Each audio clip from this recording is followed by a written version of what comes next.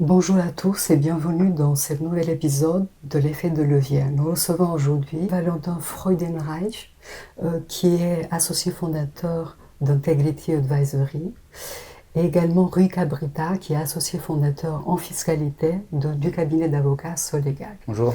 Bonjour à tous les deux. Pour commencer, pouvez-vous vous présenter en quelques mots? Donc moi je suis en effet Valentin Freudenreich, associé fondateur d'Integrity Advisory, une banque d'affaires, un titre toujours un peu pompeux mais qui veut dire qu'on gère des processus de cession pour des dirigeants de PME, souvent des dirigeants actionnaires, et on est spécialisé sur deux secteurs, l'ingénierie, donc toutes les sociétés de bureaux d'études, conception, et de plus en plus là aussi conseil en ingénierie, et des sociétés de services techniques du BTP, c'est le secteur du second œuvre. C'est très spécifique. Pourquoi ce choix? Alors, l'histoire d'Integrity, c'est bon, on l'a lancé tôt avec mon associé Maxime, tôt dans notre carrière, donc on a dû définir notre stratégie et on a voulu aller un peu à l'encontre de ce qui était facile pour nous, c'est-à-dire le secteur de la tech. Le secteur de la tech, c'est souvent des dirigeants plus jeunes avec lesquels on peut créer une confiance rapidement, mais qui est, selon moi, déjà très bien servi par des banques d'affaires qui auraient pu avoir un peu les mêmes caractéristiques que nous. À l'inverse, il y avait le secteur industriel, même au début un peu lourd, c'est-à-dire, je peux parler de notre premier dossier, par exemple, d'une société d'usinage, donc la production de petites pièces pour des moteurs et principalement pour l'automobile. Donc là, on parle production, industrie et automobile, plein de mots-clés qui font très peur aux fonds de private equity, au marché M&A en général. C'était une très belle société, DBC, qui faisait 3 millions d'EBITDA et avec qui on a pu faire un LBO, un beau track record pour débuter. Mais voilà, et ça, on s'est dit, on va aller sur des sociétés en région, parce que moi je suis alsacien, mon associé du Pays Basque, là on pourrait aussi créer du lien et croire dans ce côté territoire.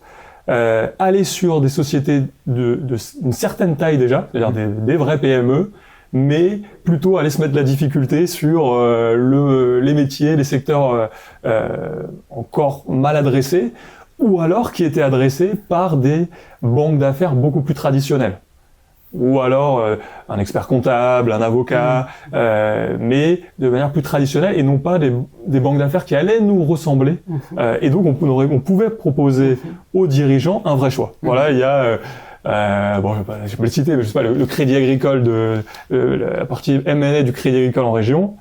On peut imaginer, c'est un certain type de cabinet, et il y a nous. Et ce qui fait que on peut, voilà, je pense gagner parce qu'on propose un accompagnement qui ne sera pas fondamentalement différent. On n'a jamais voulu révolutionner l'accompagnement du M&A, il est très bien et les gens travaillent très très bien, mais on voulait apporter notre approche, notre motivation à aller sortir des dossiers qu'on peut considérer comme compliqués.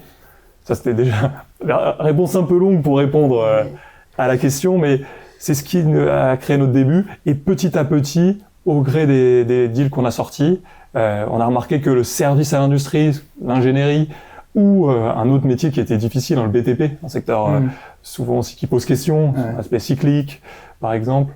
Voilà, le service technique le BTP, le génie climatique, génie électrique, c'est des beaux dossiers qu'on a réussi à sortir. On fitait bien avec ce type de dirigeants. On a eu des beaux succès. Et donc, de plus en plus, on s'est spécialisé au point de maintenant se restreindre exclusivement à ces deux verticales. Un positionnement très clair. Rui. Effectivement, pour cette invitation, on a trouvé que c'était intéressant d'avoir aussi un regard croisé avec le banquier d'affaires et l'avocat, et si effectivement je suis avocat fiscaliste au sein du cabinet Solegal, et dans le cadre des opérations qu'on conseille avec Fabien sur la structuration juridique et fiscale, on est nécessairement amené à interagir avec des banquiers d'affaires, et c'est toujours intéressant de voir quelle est la plus-value que tel acteur va apporter au processus de cession, et ce sera aussi intéressant d'avoir des regards croisés sur les sujets qu'on va aborder. Et quelques mots sur Solegal? Justement, nous, effectivement, la présence aussi de Valentin n'est pas hasard, puisqu'on est sur un segment un peu similaire, c'est le segment de PME, souvent possédés par les fondateurs qui s'apprêtent à faire la plupart du temps leur première grosse opération capitalistique et souvent face à des acteurs industriels qui sont à la fois rompus à l'exercice d'acquisition et qui sont épaulés aussi par des cabinets de la place. Et donc nous, ça nous permet, finalement, on permet aux dirigeants de jouer à jeu égal avec ce type d'acteurs dans le cadre du processus de cession. C'est très clair. Une première question pour tous les deux. Quel est le bon moment pour un dirigeant pour débuter la recherche d'une solution pour transmettre son entreprise? C'est une très bonne question parce que j'aimerais pouvoir aussi souvent transmettre la réponse le plus tôt possible à des dirigeants. Parce qu'il y a deux éléments importants, c'est déjà le timing, l'énergie qui reste aux dirigeants au moment de l'opération. Si je m'explique, pour closer une transaction, il faudra environ 9 mois. Et est-ce qu'au bout de ces 9 mois, le dirigeant il n'en peut plus en fait, et à juste titre, mais il veut laisser les clés et partir, une petite transition de 3 mois et c'est tout. Ou alors il a encore l'énergie, la croyance dans sa société pour rester 2-3 ans supplémentaires. Parce que si on est dans ce cadre-là, il va obtenir largement un meilleur prix pour la simple et bonne raison qu'il va dérisquer l'acquéreur. L'acquéreur va se dire, attends, on va pouvoir faire un deal avec du réinvestissement. Je pense que d'ailleurs qu'après, il y a des vrais sujets fiscaux dans ces cas-là, des earn-out, et le dirigeant, il aura encore la capacité à rester aux commandes de la société et donc à aligner financièrement dans les performances futures. Et donc ça veut dire une zone de transition longue et alignée entre le cédant et l'acquéreur. Dans ce cas-là, l'acquéreur il sera capable d'aller proposer une valorisation haute fourchette avec un meilleur multiple, plutôt que une société où il se dit c'est une belle société, mais on est dans la PME. Le dirigeant, il a beau me dire qu'il a mis des personnes avec lui, il est forcément très important. S'il part vite, j'ai un gros risque que des clients partent, que l'équipe se démobilise. Donc il faudra de la patience, ne pas être dans la précipitation. Exactement. Pour le dirigeant. Oui. Mais est-ce que c'est lié, donc, effectivement peut-être le bon moment en tout cas c'est quand la société va bien, enfin en tout cas, mais est-ce qu'il y a un moment dans la vie du dirigeant, toi, ceux que tu rencontres, c'est quoi un peu leur profil, leur âge, à quel moment de leur parcours tu les rencontres? En effet, dans la question, il y a deux volets. Je pense qu'il y a l'aspect vraiment professionnel. Si je finis là-dessus, et après, si tu veux, j'enchaîne parce que c'est une question assez complète. Sur l'aspect professionnel, il y a aussi le côté où une société qui est le mieux valorisée, c'est une société qui n'est pas non plus totalement optimisée. Moi, je remarque des taux d'EBITDA trop forts, ça a tendance à faire peur à l'acquéreur parce qu'il se dit, mais quelle est la création de valeur que je vais pouvoir apporter? Nous, dans nos métiers, une bonne société d'ingénierie, ça fait entre 15 et on va dire 22% d'EBITDA. Quand on est au-dessus, on se dit, voilà, elle est déjà suroptimisée, moi je vais peut-être faire moins bien. À l'inverse, s'il y a trop peu d'EBITDA ou trop peu de taux d'EBITDA, ça peut poser des questions. Mais dans le service technique du BDP, on est plus entre 10 et 15% d'EBITDA. Et donc, la bonne zone aussi pour céder, c'est en étant dans ce marché, peut-être haut de la fourchette, mais en dépassant pas. Et ça, je dis ça parce que parfois, des dirigeants, à 2 ans de vouloir céder, vont se dire je vais aller optimiser, je vais maquiller la mariée, comme on dit. Aller chercher un complément d'exercice bénéficiaire pour avoir la rentabilité un peu plus élevée et la plus contemporaine. D'accord. Et oui, c'est un équilibre. Donc il y a déjà un profil de la société, c'est suffisamment profitable pour intéresser, mais pas assez pour, en tout cas, pour proposer un complément de valeur une fois qu'elle change de main. D'accord. Voilà, ça je pense que c'est un élément important. Et puis après, il y a le dernier point sur l'aspect vraiment professionnel, c'est la compréhension des cycles des acquéreurs. Il y a des tendances où les acquéreurs vont être très acquisitifs, parce qu'il y a des grands mouvements par exemple de fonds d'investissement qui font des plateformes de buy and build, parce qu'il y a des annonces publiques, gouvernementales qui tendent à, voilà. Et il faut réussir, c'est pas facile, parce que c'est très facile d'analyser les cycles a posteriori, mais quand on est dans le moment, est-ce qu'on est à ce moment-là, est-ce qu'on va redescendre, c'est difficile. Mais c'est pour ça qu'être au contact des acquéreurs pour savoir où ils en sont de leur stratégie de buy and build, et toujours se dire là, il y a un gros pool qui est très acquisitif, ou alors là on se dit il y en a de moins en moins, Et là, il y en a un qui vient de me dire qu'il a fini sa stratégie d'acquisition, un autre.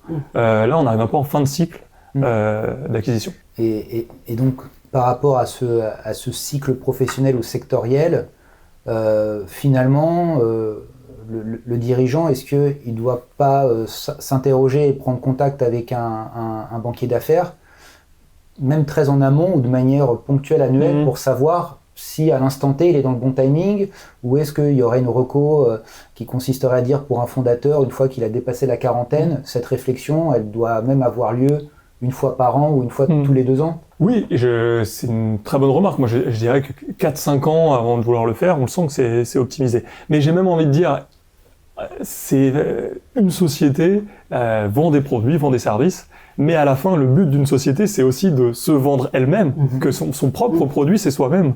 Parce qu'il faut, tu vas le voir dans les aspects fiscaux que tu traites, une grosse partie du patrimoine d'un dirigeant, ça reste la valeur de la société. Donc, penser à comment l'optimiser, ça me paraît clé. Et c'est assez facile d'aller parler avec des banquiers d'affaires, des avocats, pour avoir un ressenti du marché. Et l'âge moyen, par exemple, que tu as eu sur tes derniers mandats, l'âge moyen des dirigeants, ils avaient à peu près quel âge? Bon, c'est entre 40 et 55, c'est très large, mais parce que là, c'est là que ça fait, je pense, bien le lien avec la deuxième, ou la suite de ta question, qui est l'aspect personnel.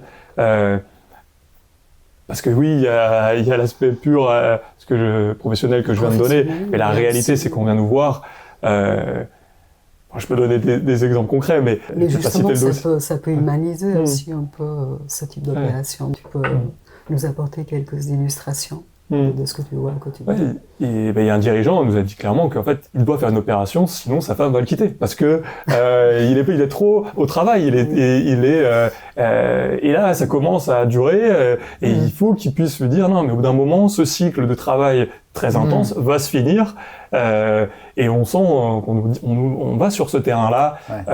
Et après, il y a des personnes qui, je pense de plus en plus, maintenant, ont envie de plusieurs vie professionnelle.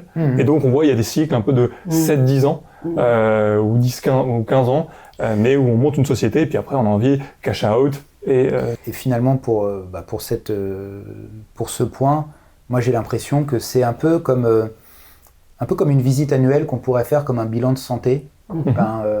Finalement, à partir d'un certain âge et d'un certain niveau de rentabilité de la société, finalement, une fois par an, peut-être faire un échange avec un banquier d'affaires pour savoir s'il y a un alignement des planètes au niveau du profil de la société, au niveau de l'appétit du secteur et aussi au niveau de sa vie personnelle, quoi.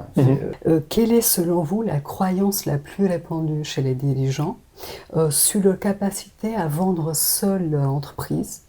Et en quoi cette croyance, elle peut être trompeuse en réalité, en pratique? Oui, c'est quelque chose qu'on nous dit souvent. On a des marques d'intérêt de certains acquéreurs. Déjà, la réponse que je donne toujours, c'est que c'est très bon signe. C'est-à-dire que une société présente de l'intérêt pour le marché. Mais même si c'est bon signe, c'est largement pas suffisant. Pourquoi? L'image n'est pas suffisante, en fait.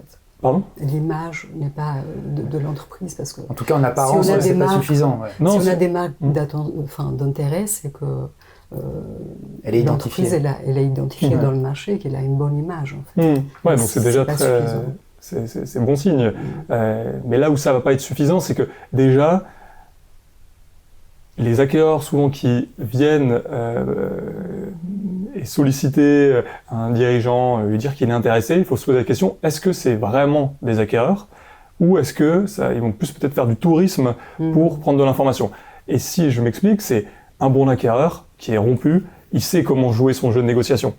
Et il débarque pas en toquant à la porte, ouais, je suis super intéressé par votre société, elle est incroyable. Sinon, il se met déjà dans un rapport de force où soit il va payer cher, parce que l'entrepreneur en face, il aura le sentiment que l'acquéreur est vraiment très très intéressé par société, donc il va demander cher. Valentin, comment on peut reconnaître justement un acquéreur sérieux? Très dur, mais on le reconnaît dans un processus. Et nous, c'est ce qu'on dit toujours, cette stratégie de fatiguer l'acquéreur. C'est-à-dire que il sera sérieux quand il a envie de passer, 3, 4 coups de téléphone avec le banquier d'affaires, de 1 heure, 2 heures, pour qu'il me rappelle sa stratégie, qu'il me dise pourquoi il est intéressé, qu'on comprenne s'il a bossé là le dossier. Là, encore une fois, si je remets quand même dans un contexte, cette phase-là, c'est, on va dire, en phase 2, quand on a préparé le dossier en phase 1, quand on a lancé le roadshow. Et donc on contacte les premiers acquéreurs et on voit ceux qui sont disponibles tout de suite pour passer beaucoup de temps avec nous, pour nous expliquer pourquoi ils sont intéressés pour le dossier, pour mettre le doigt sur ce qui leur pose problème, ce qu'ils veulent savoir, comment ils vont organiser le deal, qu'on puisse parler à une personne, une deuxième du board ou alors de la décision. Là, on considère que c'est les personnes intéressées, simplement parce que de base, ils ont quand même leur journée déjà bien pleine. Donc s'ils libèrent du temps de manière rapide pour ce sujet, c'est qu'il y a des bonnes chances qu'ils soient intéressés. Souvent, les touristes vont plutôt nous dire « Ah, je suis super intéressé, mais envoie-moi ça, ça, ça », en faisant une liste de courses, on va leur demander du temps pour un call, ils vont dire « Envoie-nous déjà ça ».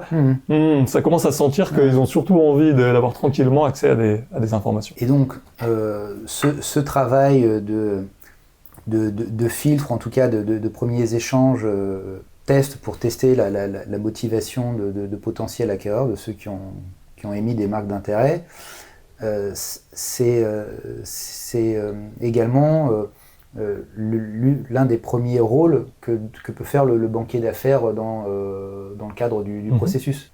En effet, c'est un des rôles, et je pense que c'est un des éléments clés du marché, de savoir tester. Mais là où j'ai du mal un peu à répondre à cette question, c'est que ça s'intègre dans déjà le rôle du banquier d'affaires, c'est de rester proche des acquéreurs.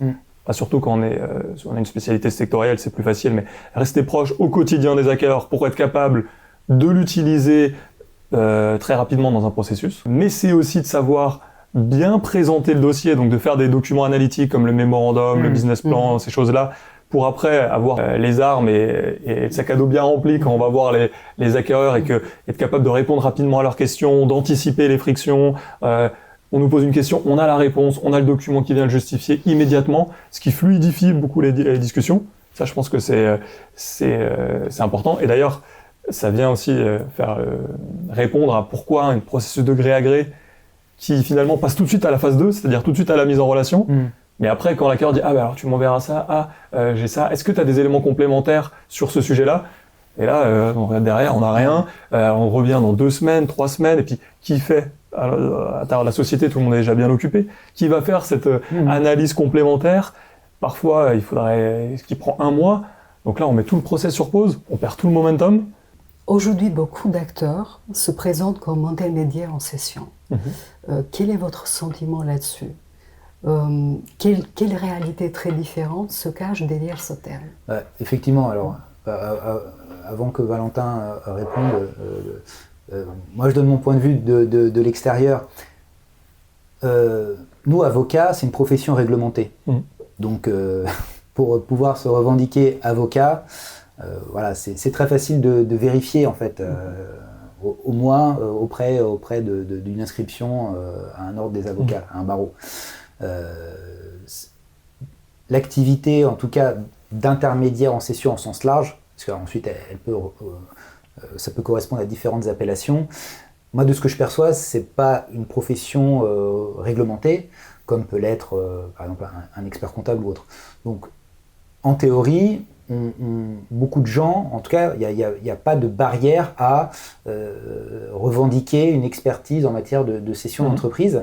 Et à la faveur d'ailleurs de l'actualité démographique qui annonce très régulièrement que X PME feront l'objet d'une transmission dans les années, moi je vois fleurir beaucoup d'activités, de professionnels, de structures, de personnes dans ce secteur. Et moi je me mets à la place du dirigeant. Comment il peut identifier le bon professionnel qui aura la bonne expertise et pour son projet. Comment finalement il peut identifier ceux qui sont plus légitimes que certains. Donc quels critères en fait, justement sur quels critères le dirigeant doit s'appuyer pour sélectionner, choisir le bon intermédiaire? Pour cela, je pense que moi je vais un peu présenter comment je vois ce marché de la banque d'affaires M&A, ce qui permettra après d'identifier les critères de chaque sous-groupe de cette catégorie-là. Bon, déjà, il y a ce qui fait souvent les grands titres, c'est toutes les banques d'affaires large cap ou mid cap. Et il faut imaginer qu'à ce niveau-là, je pense que la force principale, c'est l'accès à un réseau très qualifié de dirigeants qu'il n'est pas possible de toucher facilement. Si je donne un exemple, simplement, on va faire un deal en milliards et que l'acquéreur naturel, il y en a que quelques-uns qui peuvent simplement payer ce prix-là. Si on veut toucher le CEO de Total, il y en a intérêt de le connaître personnellement, et ça, c'est clairement pas facile. Ce qui fait la force des associés de ces grosses banques d'affaires. Ensuite, si on passe sur le small cap, je vois 3 groupes qui ont chacun un peu leur catégorie. La première, c'est en effet les boutiques spécialisées d'un point de vue secteur, qui sont au contact des acquéreurs particuliers et qui sont souvent en fait des PME ETI qui ont peut-être des fonds d'investissement au capital et donc qui peuvent le financer. Ça, c'est l'aspect un peu boutique, donc peut-être plus petite structure. Il y a les banques reconnues, donc ça c'est des groupes. Enfin, moi par exemple je travaille chez KPMG en M&A. KPMG bénéficie d'une image reconnue et qui rassure les dirigeants. Généralistes d'un point de vue secteur. Et là, la question c'est souvent quelle est un peu leur volonté d'aller faire des dossiers un peu compliqués, parce qu'ils peuvent peut-être prendre par l'image beaucoup de dossiers et de se dire bon, si un dossier ne fonctionne pas, leur image va pas vraiment être écorchée. Et donc, s'ils ont pris beaucoup de dossiers, s'il est compliqué, qu'est-ce qu'ils vont faire ? Est-ce qu'ils ne le mettraient pas sous la pile ?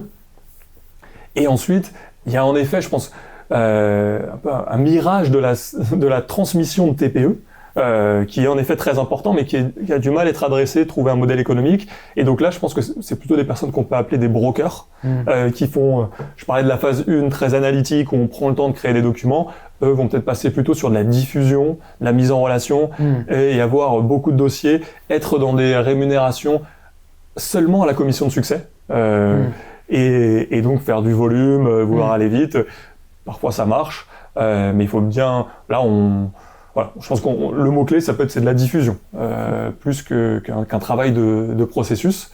Et donc, pour choisir son intermédiaire, si j'étais dirigeant, je me disais, bon, déjà, dans quelle catégorie de taille je suis, quelle catégorie de secteur je suis, est-ce que finalement la diffusion sera intéressante parce que ce sera peut-être que des personnes physiques qui pourront acheter ma société, elle est trop petite pour intéresser des groupes.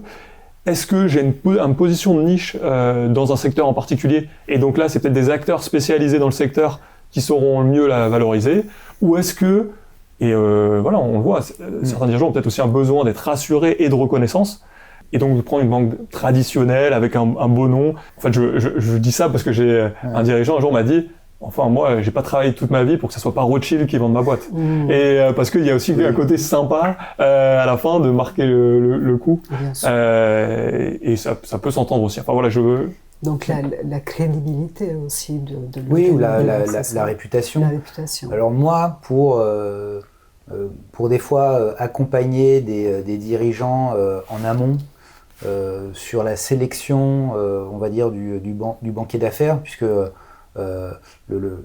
finalement le professionnel qui vient à être sollicité pour cette question de transmission, ça peut varier. Ça dépend, mais effectivement nous quand on accompagne des dirigeants dans leur développement, quand vient la transmission, on est aussi interrogé sur comment les choses peuvent évoluer, et c'est vrai que nous on essaye de les mettre en relation avec des bonnes personnes, toujours en leur donnant un peu le choix. Et moi, de ce que je perçois en tout cas, d'un des éléments de critères de choix, alors à tort peut-être, mais moi j'aurais plutôt tendance à considérer que c'est le banquier d'affaires qui a un track record des dossiers dans le secteur d'activité du client qui sera le mieux à même, en tout cas, de pouvoir prétendre à un accompagnement. Ou tout ça pour dire, comment anticipez-vous parfois, alors sous réserve d'un positionnement particulier, mais sur l'observation qui pourrait être celle consistant à dire mais comment vous pouvez m'accompagner sur tel secteur alors que vous traitez d'une variété de secteurs.